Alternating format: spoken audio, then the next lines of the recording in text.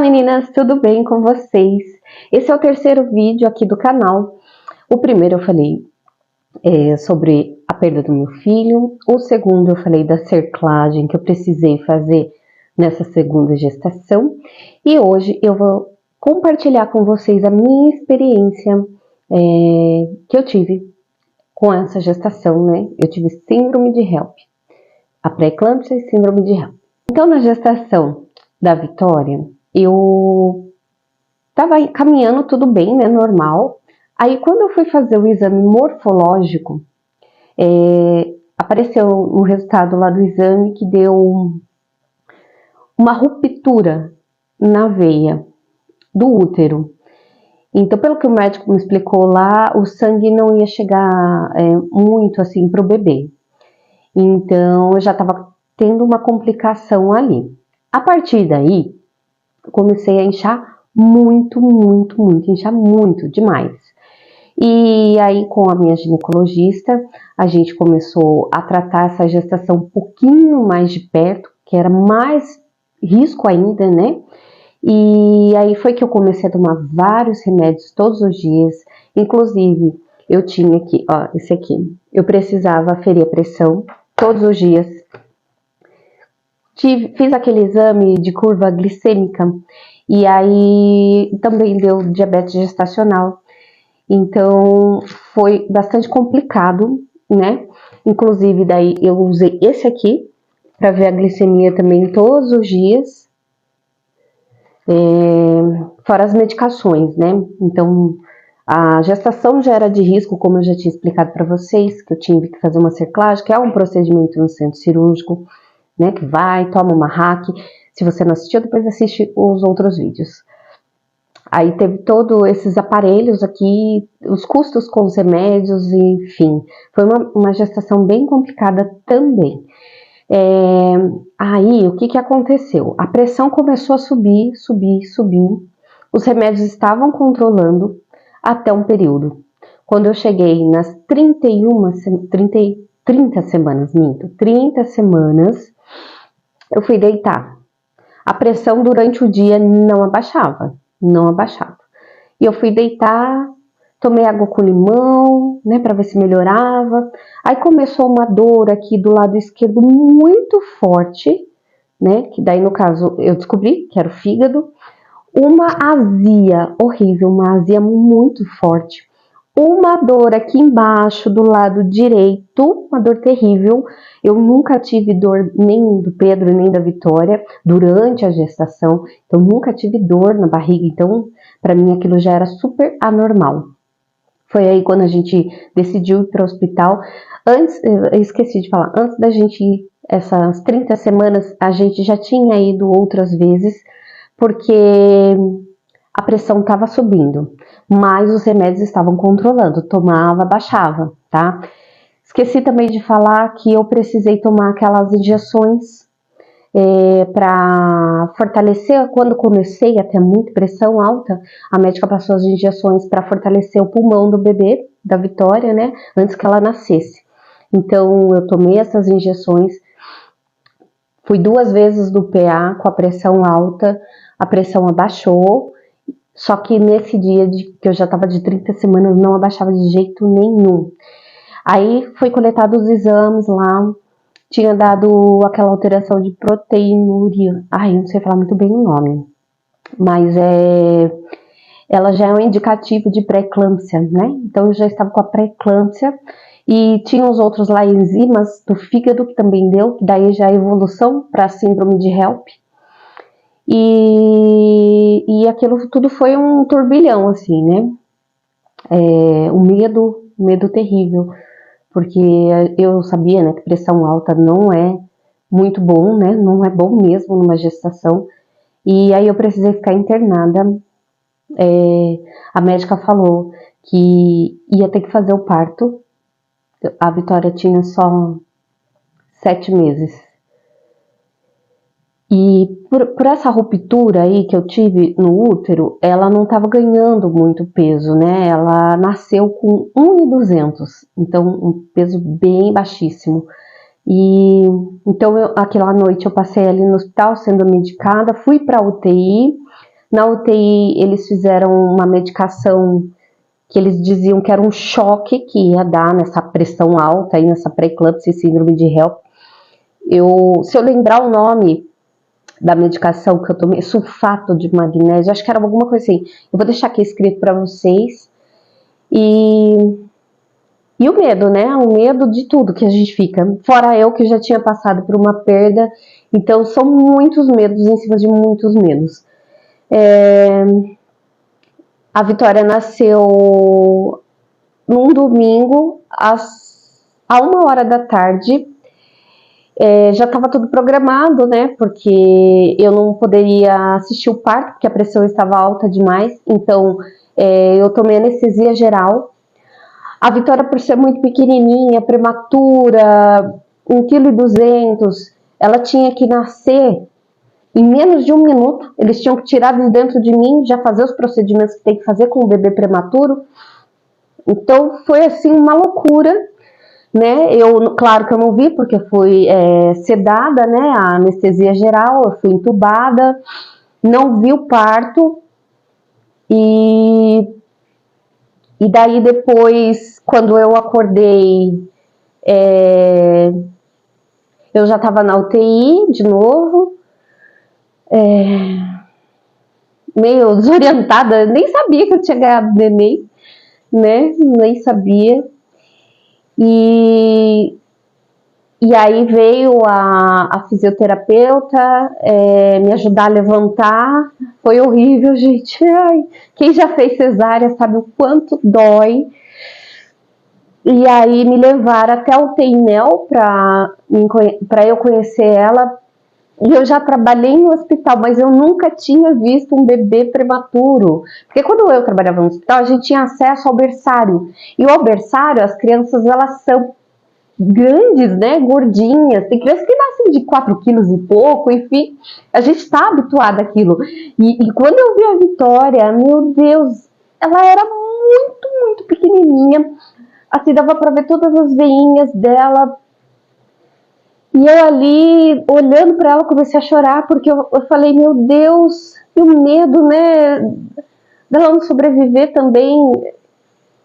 Ai, gente, foi muito sofrimento, porque foi uma gestação de muita luta, sabe? Foi uma gestação de muita luta mesmo, assim, tipo, uma provação. E depois os dias na UTI com ela também foram de muitas provações. Mas ela era linda, bem pequenininha, muito frágil, muito frágil. E ali a gente esquece até da dor, de tudo, né? Eu não podia colocar a mão nela, eu não podia ter contato com ela, porque ela, né, acabou de nascer, tem a questão de contaminação, muito pequenininha, muito frágil. Eu fui colocar a mãozinha nela depois de 15 dias. E a gente tem que ter muita fé, muita fé. Deus tem que estar com a gente todo momento. Para quem foi mãe de UTI sabe o que eu tô dizendo, né?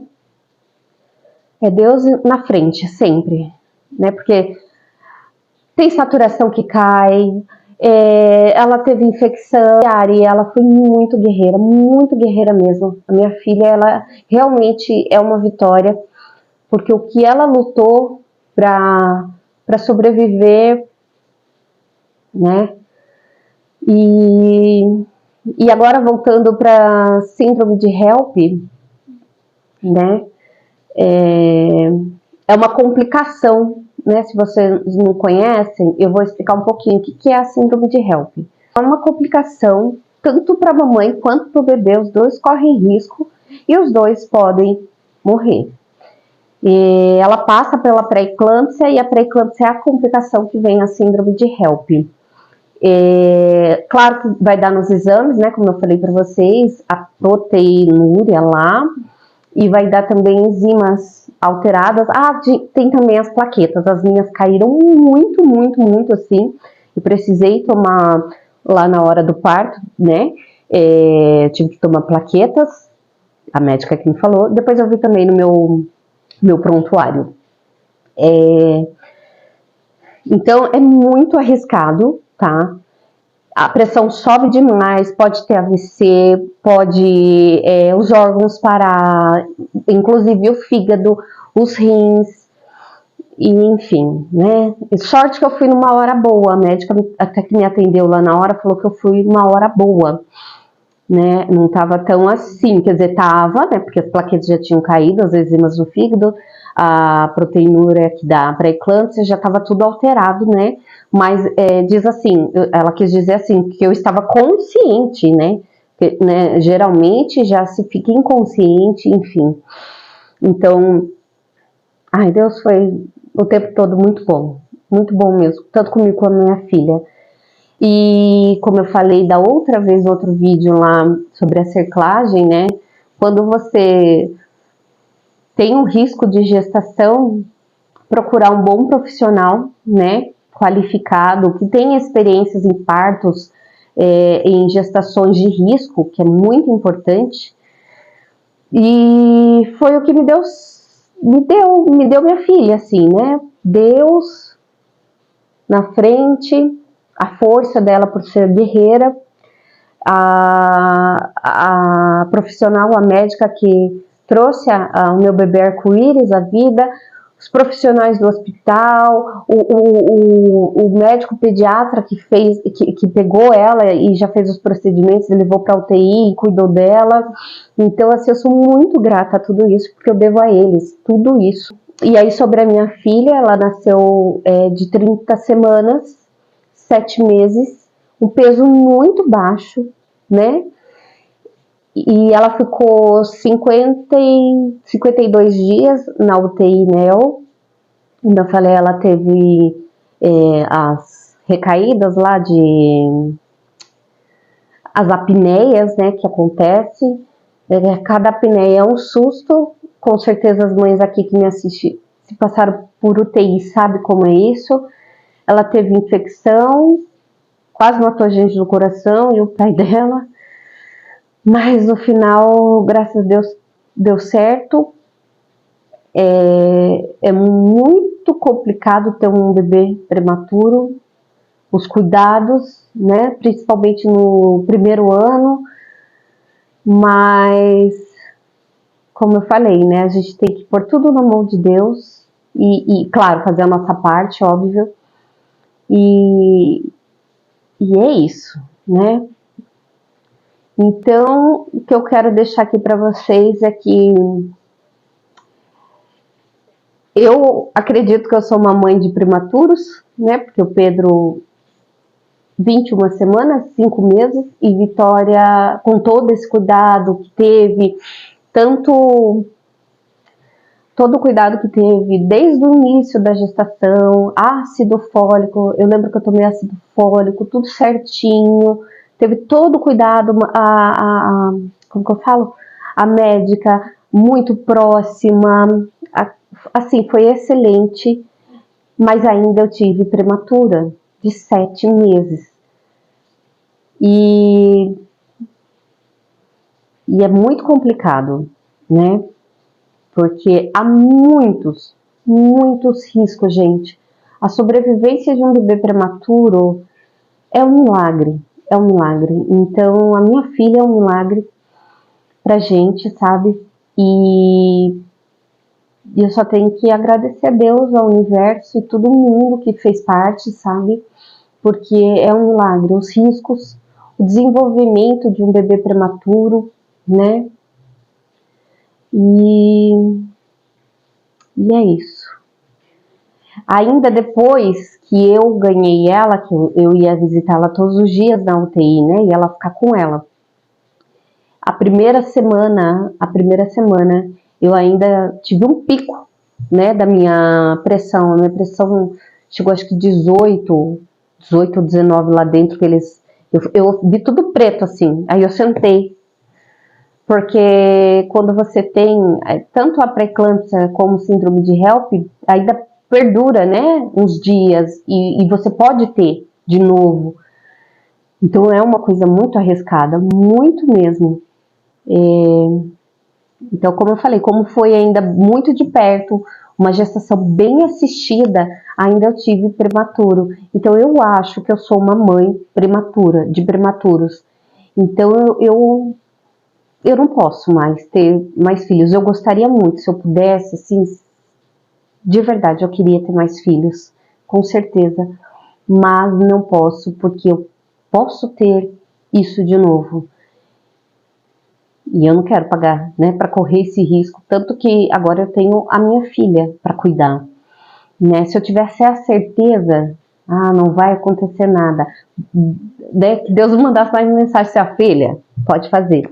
Eu vou te permanecer aqui viva e com saúde, porque ele pode me manter viva, né? Mas, por exemplo, no caso de síndrome de HELP, você pode ter sequelas. Porque eu conheci uma mãe lá dentro da UTI e ela me perguntou o que eu tive. Quando eu falei para ela, ela levou um susto. Ela falou, você teve síndrome de HELP? Eu falei, sim. Mas você tá andando. Eu falei, eu tô. Eu falei, mas por quê? Aí ela falou assim, não, porque a minha cunhada teve e ela ficou na UTI 6 meses. Ela quase perdeu a função renal, ela teve muitas complicações, ela não pôde ver o filho dela durante esse tempo, porque ela estava na UTI com muitas complicações. E depois que ela teve alta, ela teve que se reabilitar em algumas coisas, porque é real, gente, ataca os órgãos, é como se fosse, sei lá, não sei explicar, mas ataca os órgãos, principalmente o rim e o fígado.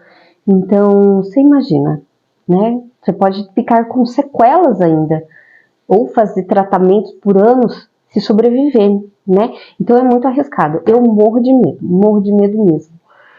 Então, infelizmente, por eu ter minha filha agora, eu não vou arriscar, não, não vou. E eu vou deixar aqui para vocês um vídeo que eu assisti de uma mamãe que teve também, para vocês conhecerem, se vocês quiserem assistir. Vou deixar o link aqui embaixo, tá? E é isso, gente. Se vocês tiverem alguma dúvida sobre o assunto, sobre a prematuridade, alguma coisa, pode deixar aqui embaixo que eu vou responder com muito carinho, tá? Obrigada por quem assistiu até aqui. Até o próximo vídeo. Tchau.